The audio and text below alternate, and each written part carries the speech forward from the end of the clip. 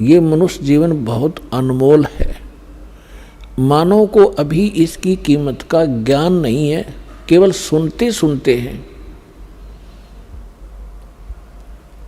कि मानुष जन्म बड़ी मुश्किल से प्राप्त होता है, बड़ा सुदुर्लभ है और इसको ऐसे व्यर्थ नहीं करना चाहिए। लेकिन इस तत्व ज्ञान से आपको वास्तविकता का पता चलेगा कि सचमुच ये कितनी कीमत है इसकी।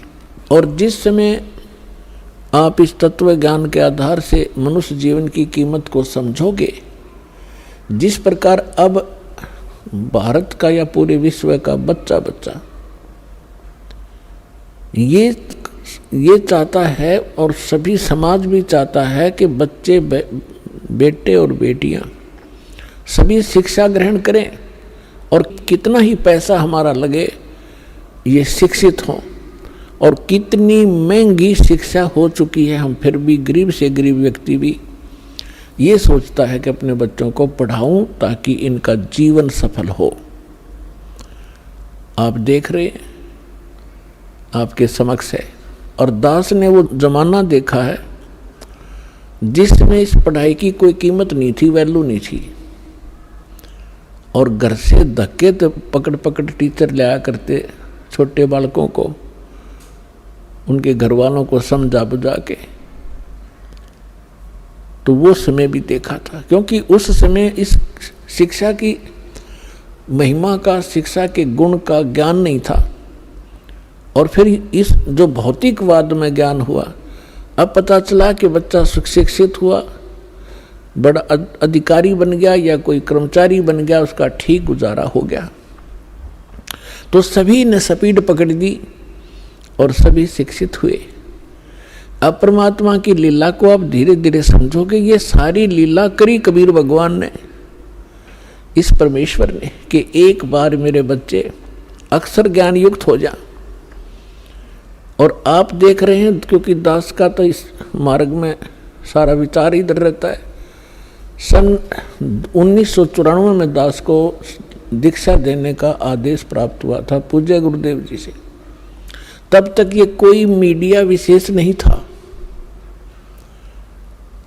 ऑडियो कैसेट होती थी, बस यहीं तक सीमित थे। अब देखते ही देखते कमाल कर दिया, कितने अच्छे इलेक्ट्रॉनिक चैनल बन गए, मोबाइल बन गए कितनी अच्छी क्वालिटी के, जिसमें चिप डाल लो, 100 घंटे का सत्संग, 50 घंटे की फिल्म, परमात्मा की सीडी यानी सत्संग की, देखो कहीं बैठ के। डीवीडी बन गई, सीडी बन गई, सीडी प्लेयर बनवा दिए दाता ने। तो पुण्यात्माओं, जो दास कहना चाह रहा है कि आपने जिस प्रकार शिक्षा में अपना समर्पण किया, बच्चों को फ्री भी छोड़ दिया, 15-20 वर्ष के बच्चे तुम पढ़ो और खूब धन भी लगाते हो और समय भी पूरा देते हो, किस लिए? 1-2 रोटी के लिए। और जितने बच्चे प्रतिशत वो फिर वही काम करेंगे जो हमारे दादे परदादे परंपरागत करते आ रहे थे।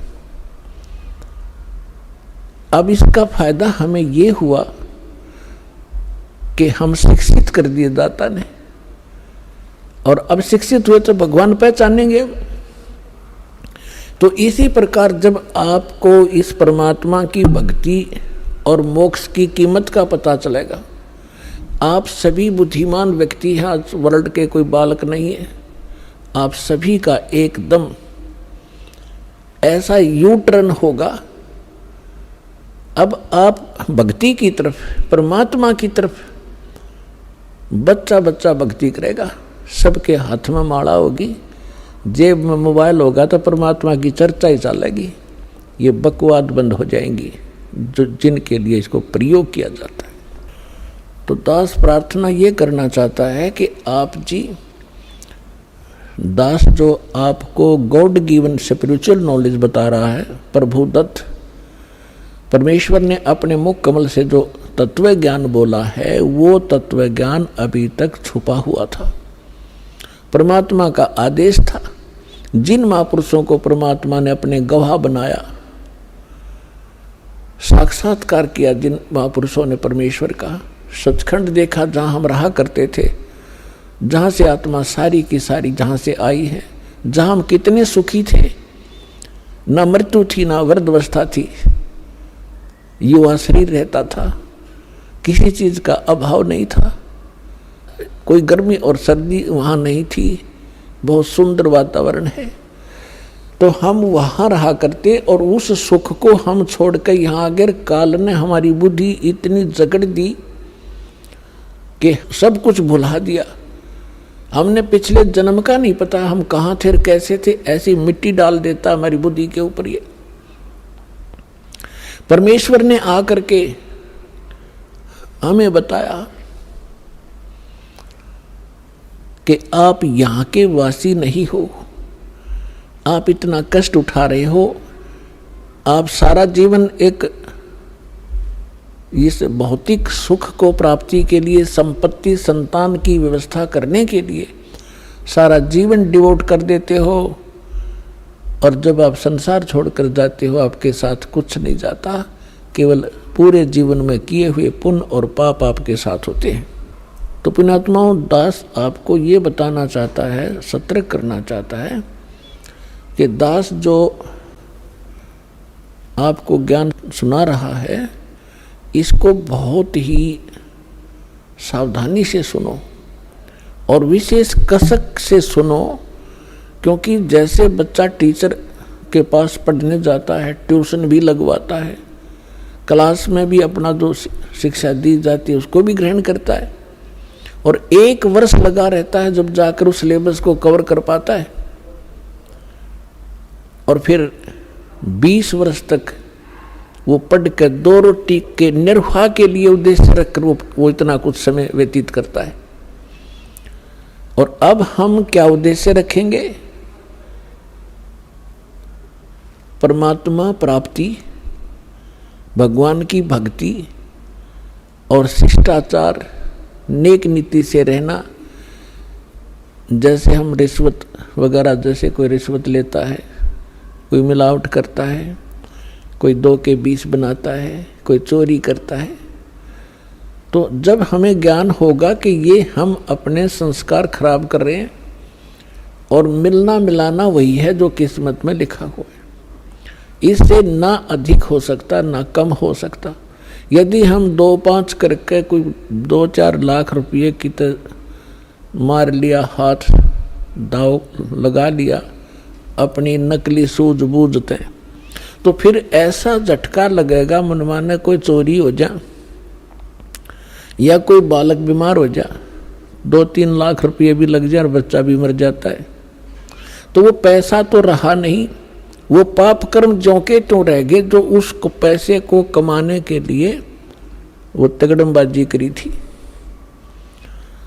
तो जिसमें आपको ये पता चलेगा, और ये 101% सत्य है, गॉड गिवन ज्ञान है। कहते तुमने उस दरगाह का मैल नहीं देखा और धर्मराज के तिल तिल का लेखा। एक पाई पाई का हिसाब है उस सच्चे दरबार में, क्योंकि आपने वो जगह देखी नहीं, देखी है तो आपका याद नहीं।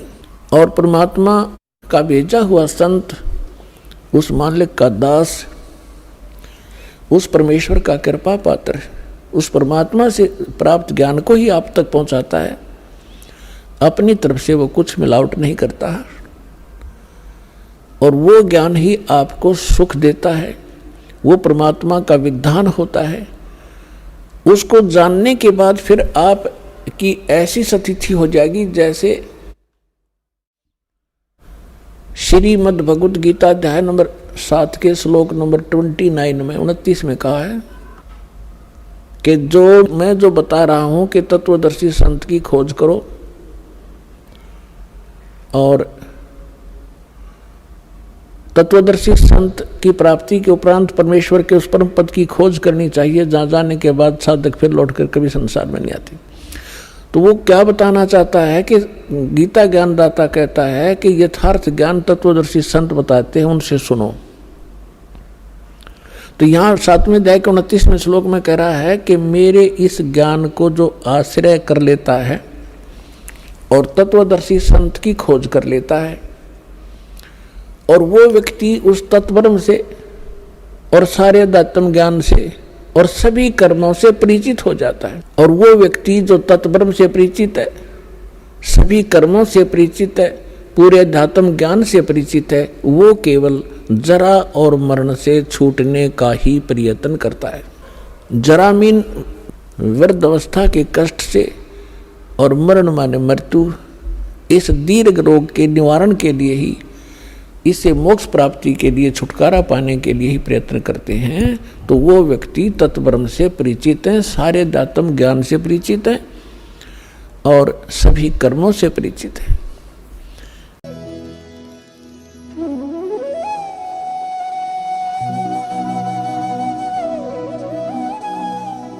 अगर आप ये वीडियो YouTube पर देख रहे हैं तो हमारे चैनल को सब्सक्राइब करें और बेल आइकन को दबाना ना भूलें। अगर आप Facebook पर ये वीडियो देख रहे हैं तो हमारे पेज को लाइक करें।